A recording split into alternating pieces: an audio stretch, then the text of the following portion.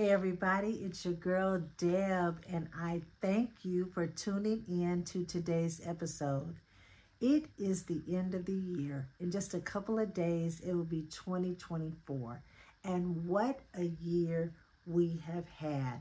I cannot begin this show without thanking you again. Those of you that have subscribed to this channel, those of you that keep coming back, and those of you that reach out and tell me that you are enjoying these episodes, I appreciate you so, so much.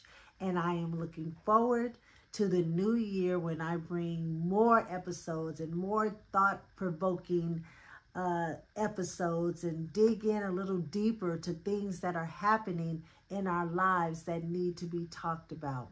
So again, thank you so much for tuning in. So as we prepare to begin a new year, I thought about what this year-end episode might look like. And I had a couple of things that I was going to do to end the new year. And I decided to go in another direction. And I want to talk about some of the things that we should stop doing as we go into the new year. Now, I am not talking about New Year's resolutions. That's not what I'm talking about. I'm just talking about things that we do sometimes unconsciously, that we do that we should stop. Just frankly, we should just stop doing. Now, there's some things that we know about and we know that we should stop doing those things. And then there are other things that we probably haven't even thought about because we do them all the time, not realizing that some of those things may be hurting other people, but we're so used to doing it that we just do it and not even know that it's a bad thing or a bad look. So I want to talk about just a few of those items. Now listen, if it is not something that pertains to you, then let it go over your head. It's not you. But if it is, then you might want to say, that does sound like me. And then you want to begin to make changes. Now, it is not going to happen overnight because habits are hard to break. They are. But if you begin the process and at least be conscious that these things are happening, then you begin to make adjustments in your life and until it's no longer a thing. Now, if you don't find yourself in any of these items that I'm going to list, then consider yourself blessed and you are on your way to a healthier, happier, joyful life with people and yourself. So let's get started. The first thing on my list is common courtesies. Please and thank you. Do you realize that there are adults that never say please and never say thank you for anything? It's almost like entitlement, like they feel like they're supposed to do those things. And my grandmother told me when I was a little girl, nobody has to be nice to you. No one has to be nice to you. So if someone is being nice to you, they deserve a thank you.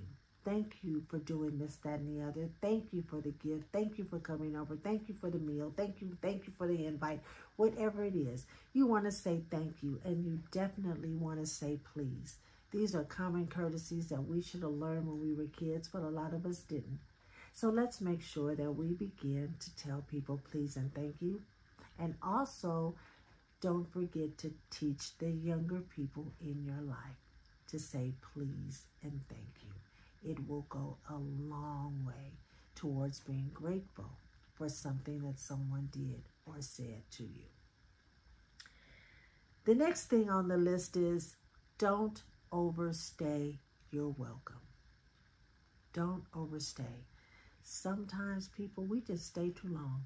We stay too long. Sometimes, and I'll give you an example. You may get invited to someone's house for a get-together or a potluck or whatever it is. When the people start to clean up and they're cleaning up around you and they're asking you through with that, it's time to go. Get your coat, get your purse, get your keys, say thank you, and go. Because you just might be staying too long. Don't overstay your welcome. The people love to have you. I know they love to have you because you were invited. However, at some point, even the hostesses get tired. And they want to clean their house, they want to put that stuff away, and they want to lay down and put their feet up, and they don't want to continue to have conversation with you. So know when to leave the party. Don't overstay your welcome. And along with that, don't just show up at someone's house and they don't know that you're coming. Oh, I was in the neighborhood. I saw your car in the front and I decided to stop. Well, that's not fair because you don't know what that person had going on. You may be stopping them from doing something that they needed to do. They may not be prepared or really ready to have company. So don't just pop in on someone just because you were in the neighborhood. There's always the phone. We keep them in our hand most of the time, or we have access to it in the car.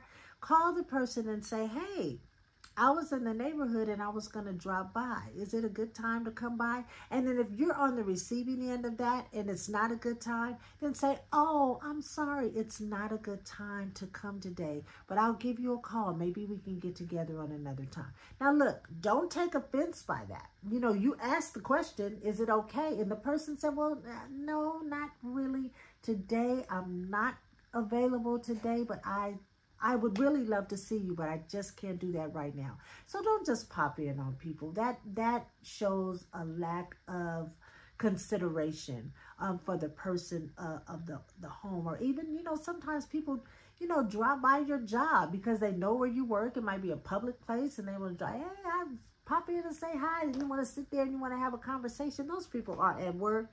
You are not. So don't do that. Don't just pop in on people. If you're doing that, stop doing that and make a phone call first and make sure that it's okay. Keep your word.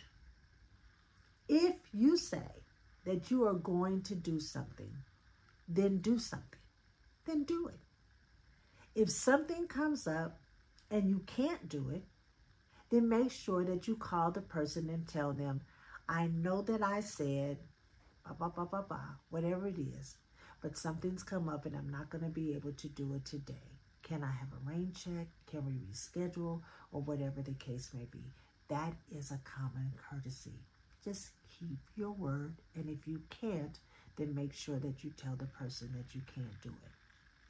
Along with that, stop lying. See, sometimes we get into the habit of saying that we're going to do something and then we don't do it. And then the person, especially if you keep doing it to the same person, and then at some point the person on the receiving end is going to think, she lying. She wasn't going to do that anyway. She knew that she wasn't going, whatever the case may be. So stop lying. People, we are too old to be lying about stuff. Like, if you feel you have to lie, just shut up. Just don't even say nothing. Just don't say nothing. Because it's a bad look. And you're not trustworthy if you're always lying. See, you know, they say, I have the receipts. A lot of people have the mental receipts. Like, they don't forget what you said. And they may not bring it up to you, but they're going to talk about it with somebody else. So, you know what? Just stop lying. Now, if you are accustomed to lying, it may take a while for people to see that, oh, she was really telling the truth. Like, whatever. And so you can start to turn that thing around. But look, it's just bad business to lie. And it is so unnecessary. Whether you're lying about yourself, and definitely if you're lying on somebody else, that is so not cool. Just stop doing it. Stop lying. The next thing that I want to talk about is stop saying yes when you really mean no. And that goes along with the, being accountable. not keeping your word, all those things. And sometimes you don't keep your word because you never planned to do it in the first place, or you said you were going to do it, but as soon as you hung up the phone or responded to the text or whatever it is, you already knew you weren't going to do it. So let your yes be yes and your no be no. If you don't want to do it, then don't say, yes, I'll do it. And definitely don't say yes and then do it, and then the whole time you mad at yourself because you did it. If it's something in your gut or in your heart or inside that you just feel like, I don't want to do that, then don't do it. It's better for you. It's better for the person you're with. If someone says, hey, I want to go to the mall. You want to go to the mall with me? And you don't want to go to the mall. You've already spent what you're going to spend. You don't want to be enticed to buy other things. You don't feel like walking. You don't feel like the crowd. You don't feel like the park. You don't feel like that. Then just say, not today. I'm sorry. I can't go today. And then let it be that.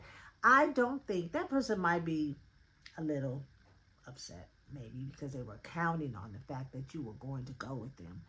But they're not going to hold it over your head forever. It'll be okay. And at the end of the day, you will be okay too, because you don't have to be mad and disgruntled because you said yes to something that you really wanted to say no to. So just say, no, I can't make it. And if you say, yes, I can make it, then go back to keeping your word. If you say you're going to do it, then do it. See, it all ties in there together. Stop giving people VIP access to your life. Everybody doesn't belong in the pit, in the VIP. Some people need to be in the balcony, right? They need to be in the back. They're still your friends. You still like their company. You still want to be around them. They just don't need to be right up close and personal in your life. Put them in the balcony. They can see from the balcony. They can hear from the balcony. They just don't get all the little things that you might not catch in the balcony, or you might not hear in the balcony. They don't get to access to all that. And it's okay if someone started out in the VIP section and you suddenly move them to the balcony. It is okay, because you will be better off for it, and you will stop yourself from having a whole lot of problems and a whole lot of, oh, I can't believe this, again and again and again. That's because you gave them too much access. Everyone should not be in the VIP section of your life. That goes for friends and family. Stop procrastinating. We do it too much. We put things off all the time. We keep saying that we're going to get started on some things, and then we don't get started with some things. And then it's like, oh, now it's 6 months in, 3 months in, 4 months in, and we still haven't done that thing that we said that we were going to do, and we're procrastinating. And it just makes it bigger and bigger, and it means that whenever you get started, there's going to be more to do. So just get started. Even if you don't finish in the time that you allotted yourself, at least you got started. So get started. Stop procrastinating and stop wasting time on things that really should not deserve that much of our time. See, we waste a lot of time on just stuff that don't add value to our life, stuff that doesn't give us joy, stuff. We just waste a lot of time. So don't procrastinate, get started, but don't waste time doing things that are just things that have no value in our life.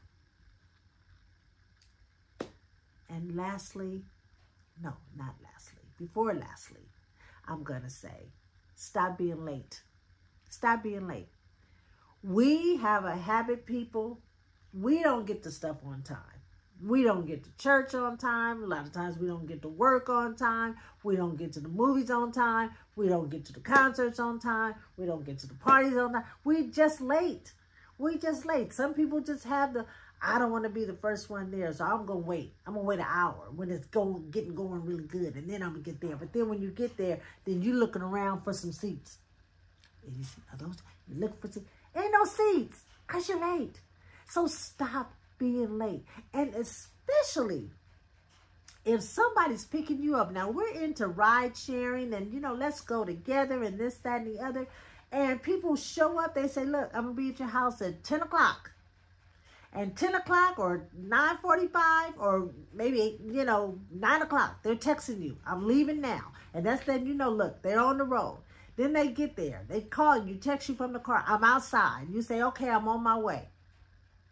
15 minutes later, you still in the house. You still putting on makeup. You changing. Look, I got a friend. That happens all the time. So finally I said, I'm not picking you up anymore because you're never on time. And you know what? I always say, and I heard it somewhere else, but it's true. If you're on time, then you're late. So it's better to get there before time. Then you don't have to stress about it. Then you got a seat. Then you don't ever know what's going to happen on your way to a function. So at least if you leave earlier, it gives you some leeway between the time that you leave the house and the time that you're supposed to be there. It's nothing worse than you showing up for something on time, like a movie. You want to see the previews, you want to get your snacks, you want to get your seats, you want to get comfortable, and then you're sitting there and you're waiting for the previews to come on, and here come people. They stepping over you, they're in front of you, they talking, you trying to see the screen. Same thing with the concerts. They come in, they have to, you got to stand up, you got to move, because here they come. And look, I know things happen.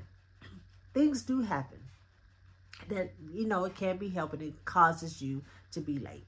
That is not what I'm talking about, because those are things that you can't control.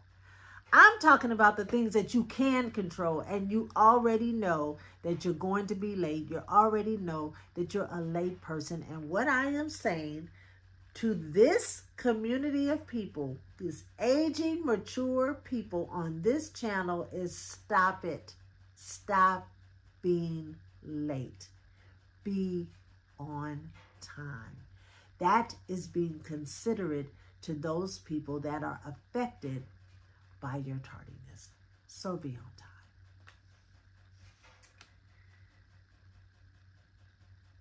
Now, lastly, what I want to say is practice forgiveness. With all the things that I've talked about, some of those things may have affected other people, and now they have ill feelings towards you. But it is better to talk it out, get it out, even if you don't come up with a resolution, even if it doesn't restore you back to where you're supposed to be in the person's life. At least you've had an opportunity to talk it out. And in talking it out, you have to learn to forgive. We have to forgive. Because forgiveness is not for them, it's for you. It's to get it off of you. So forgive people and move on. Now, forgiving doesn't mean forgetting. I spoke about that in a previous episode, because we're not going to forget. We're not going to forget. But we can forgive and we can restore, but maybe differently. Maybe not the same way. Maybe differently. But we have to get to the point that we forgive people, because at some point we're going to need to be forgiven for something. It's human nature. We're not perfect. We make mistakes. And in doing that, sometimes we have to ask for forgiveness, and we want that person to forgive us. And sometimes we don't ask for forgiveness. We just expect that they're going to forgive, and people may have a hard time with forgiveness. So let it start with you. You start to forgive people. You may have to forgive people that are no longer here. They may be gone. But you're still holding on to those memories and holding on to those hurts. And it's bringing you down. It's causing you to have bad relationships, or it's causing you not to trust people, or all kinds of things. So let it go. Forgive and then move forward in your life. And lastly, don't do things for people just so that you can hold it over their head, reminding them of what you did for them. If that is the reason that you're doing stuff for people, then don't do it, because you're doing it for the wrong reasons and the wrong motives. You think you're going to get a good outcome with the gesture, and you might, but not if you keep throwing it up in someone's face. Remember when I did this, or last time I did that, or I did this, or I did that. And not only are you telling them, you're reminding them, you're reminding other people too. You know, I used to do this, and I did so. It's not good. It's not a good look. Again, we're getting older, people, and we don't want that reputation of being that kind of person. We, at this age, are supposed to be leading from example. And we need to do that. People are watching. Our young people are watching. They're watching how we do things. They're watching how we say things. They're watching our demeanor. And we have to be mature, intelligent, wise individuals that don't always make perfect choices. We don't. We're not perfect. And we do make mistakes. But how we counter that mistakes, how we move forward, how we navigate through life, how we make changes, it's what is going to be important. So that is today's episode. Thank you so very much for tuning in. I am looking forward to 2024, when I'm going to be bringing more episodes to you. We are going to start conversations. Some of them are crucial conversations. Some of them are hard conversations, and some of them are lighthearted, gonna make us laugh and gonna make us grow. So that's our episode today. Happy New Year to each one of you. I wish you nothing but love, joy, prosperity in 2024. Don't forget to subscribe. Don't forget to tell a friend, and I'll see you in 2024 on Life Starring Deb. Have a good day. See you soon.